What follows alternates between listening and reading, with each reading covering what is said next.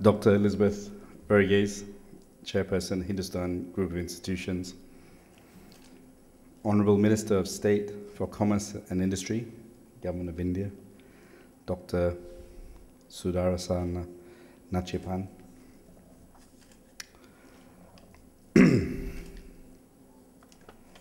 My Consul General for Malaysia, my partner and co-founder of AirAsia, Datuk Kamarudin, and our new CEO of AirAsia India, Mittu Chandliya, and all the distinguished winners of the Excellence Awards. Thank you very much for giving me this wonderful award. It was fantastic seeing your late husband, Dr. KCG's video, which was quite inspiring for me as someone who is in the same industry, in both industries actually. Me and Kamarudin own a car business and also the airline business, so we're very much wheels and planes as well. So thank you very much. I find it always odd. I've had two actually, Lifetime Achievement Awards. Sometimes you feel like people are trying to tell you to retire, and I wonder whether this award is sponsored by the other Indian airlines. Indigo and Spice and all of those, but let me formally declare that I've only just begun in India, and I'm looking forward to it very much. I'm thrilled to be here in Chennai. It's my first time that I've been here. It's a wonderful city, and looking at the minister, I was shocked when he told me he had been in politics for 40 years. The air must be good down in the south because he looks younger than me. We've had a fantastic welcome here, me and my partner. It's great to be here. I came from a very different background, and it was fantastic seeing Dr. Verghese's video. I was from the music business, and one day I had the idea of setting up an airline, which I'll tell you in a second. I was very glad that Dr. Verghese didn't choose AirAsia as the name of his airline, but it was, I suppose if we just dropped the TIC and change the color, then we have AirAsia. And I hope in our small way, when we get the approval to launch AirAsia, that we can carry on his vision of making it affordable for everyone to fly. Listening to the video was actually so much what me and Kamarudin want to do, to allow people to fly. We started our airline 12 years ago. Both of us had zero experience in the airline business. I was in the music business, selling music. I gave up selling music because of piracy. I know no one in the Hindustan Group of Institutions has ever bought a pirated CD, but in Malaysia it was rampant. And so one day I decided to quit from Warner Music. I was sitting in a bar in London, and I saw Stelios of EasyJet talking about his airline. I went to Luton Airport, which is a small airport in the north of London, and saw people flying to Barcelona for £8, to Paris for £6, and I thought, okay, I'm going to start an airline. Now, there's a very fine line between brilliance and stupidity. It's very, very narrow, but I thought it'd be great if we could bring something like EasyJet to Asia. So armed with very little, I called up my partner, my long-suffering partner, if I could just introduce him, because he's the unsung hero of AirAsia, Datuk Kamarudin over here. We are the ultimate branding company, and we always wear something. But in his case, he wears a cap because he has no hair. But 12 years ago, we decided that, well, I said I was going to start an airline. I came back and we put together, 4 of us from the music business, put together this plan. And we were sitting one day in a coffee house, and the plan looked great. There were a couple of major problems, like we had no money. And someone amongst us said, how do we get an airline license? And we all looked at each other like, yeah, how do you get an airline license? You know, it's not like you can go to the local supermarket and buy one. So someone mentioned the magic Malaysian words, you need political connections, which of course we had none. And cut a long story short, we got to see Tun Mahathir in 2001, who didn't know us from Adam, but saw something in us. He said, there's something about you guys, you have so much passion for this business. And listening to the video, it reminded me of our early days. And he said, you can have my blessing to have an airline. And so we were like very excited for like 2 nanoseconds. And then he went, but. And the but was, you have to go and buy an airline. So we came out of there. He said, I've had too many failed airlines. I'm not going to give a new license. You've got to go and buy a new airline. So we came out of there, and Kamarudin and myself had the prize money together between the two of us of about $500,000. So we thought, how are we going to buy an airline? But you know, we just kept believing that something was going to come up our way. And true enough, there was an airline for sale called AirAsia, which had been in operation for 5 years and hadn't been profitable. We went to see the owners of AirAsia in September of 2001, and we bought AirAsia. We said, we saw the owner, and we said, we want to buy AirAsia. He said, great, you can have it tomorrow. And he said, how much do you want to buy for it? And I said, cheekily, 25 cents. And he said, you can still have it tomorrow. And I thought, damn, I should have said, pay me to take this airline away from you. So we bought AirAsia for 25 cents on September the 8th, 2001. 3 days later, 9/11 happened, and the world changed for aviation. But we carried on, and on December the 8th, 2001, we took over AirAsia with 2 planes and 254 staff. In the 11 years, it has been a remarkable story because we've had amazing people in our company. We've gone from 2 planes, and now, today, we have 156 planes. And our first year, in our first year, we carried 200,000 people, and this year, we will carry 44 million people.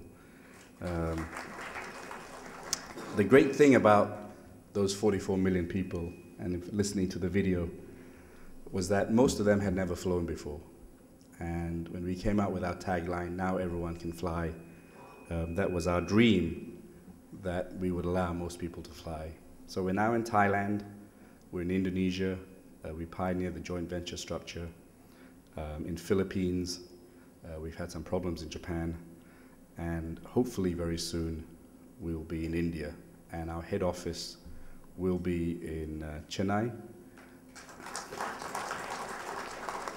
And we will launch AirAsia India from Chennai, and hopefully really bring in fares that will revolutionize air travel. My dream, everyone who's picked me up from the airport over the last 4 or 5 years coming to India, the driver has never ever flown.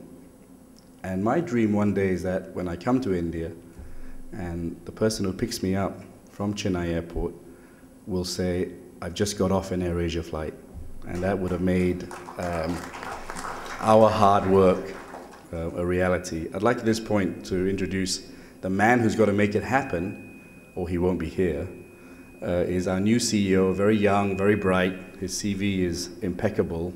I can't believe it every time I read his CV. I'm sure there's something wrong with him.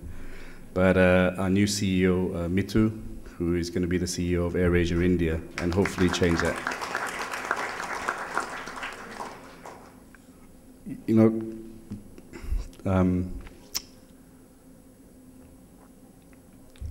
Dr. Elizabeth, listening to that video, it was amazing hearing all your husband's dreams, and we must get a copy because it's going to serve as an inspiration to all the staff in AirAsia India on his dreams, and I hope we can continue it. I make things up sometimes on the spur of the moment, but if we do get our license, I'd like to dedicate our first plane and name it after him for his